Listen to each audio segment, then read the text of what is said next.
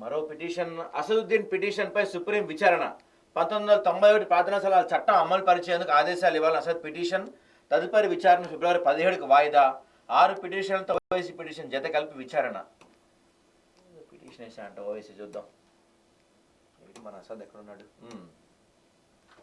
So దేశవ్యాప్తంగా ప్రార్థనా స్థలాల చట్టం 1991ని అమలు చేయాలంటూ ఎంఐఎం అధినేత హైదరాబాద్ ఎంపీ అసదుద్దీన్ ఓవైసీ దాఖలు చేసిన పిటిషన్ను విచారణకు స్వీకరించిన సుప్రీంకోర్టు తదుపరి విచారణ ఫిబ్రవరి 17వ తేదీకి వాయిదా వేసింది.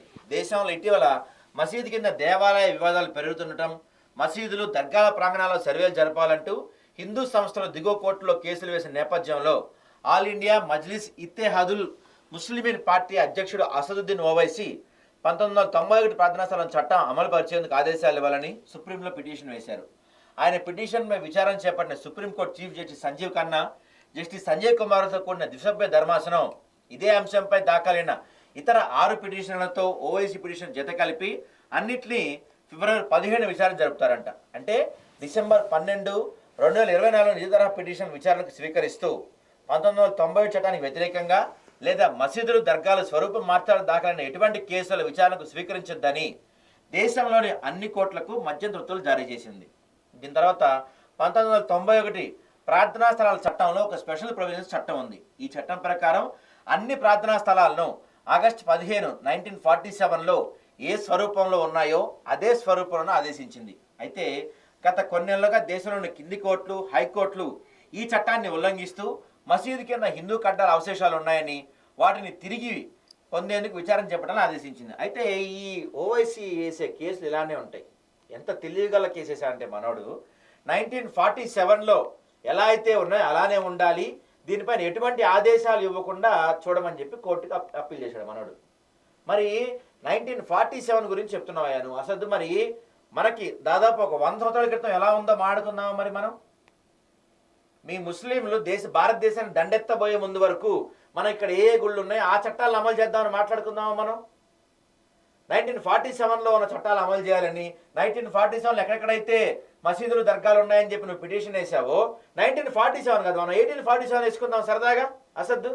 కనీసం నువ్వు ఉన్న చార్మినార్ కూడా మిగలదు అక్కడ, నువ్వు ఉంటున్న చార్మినార్ కూడా మిగలదు అక్కడ. 1847 కూడా మనం కనుక అప్పీల్ చేస్తే 100 ఏళ్ల క్రితం చట్టాలు ఇవ్వనే కదా నువ్వు చేసింది.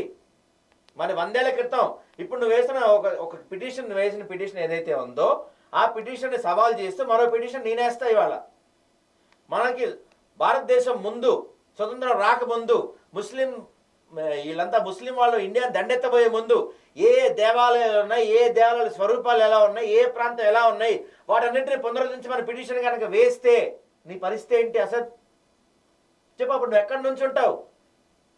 ఇప్పుడు భారతదేశంలో ఉన్న మసీదు ఒక్కటి కూడా 100 ఏళ్ల క్రితం లేదు భారతదేశంలో. ముస్లింలు దండెత్తి వచ్చిన తర్వాత అవన్నీ వచ్చినాయి. ఇక్కడ గుళ్ళు, దేవాలయాలు, మా గుళ్ళు మొత్తం కూల్చేసి, దేవాలయాలు మొత్తం కూల్చేసి కట్టిన మసీద్ తప్ప స్వచ్ఛందంగా ఒక ఖాళీ స్థలంలో కట్టిన మసీదు ఒక్కటన్నా ఉందా? ఒక్క దర్గా ఒకటన్నా ఉందా?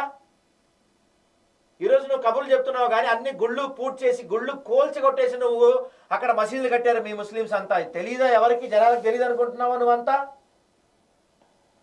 ఇప్పటికీ మా గుళ్ళల్లో ఇప్పటికీ వేములవాడలో కావచ్చు, జోగులాంబలో కావచ్చు, ఆఖరికి కాశీ పుణ్యక్షేత్రంలో కావచ్చు మీ దర్గాలు, మీ మసీదులు ఆనుకొని ఉన్నాయి. ఇప్పటికీ కూడా వేములవాడలో దర్గా లేదా?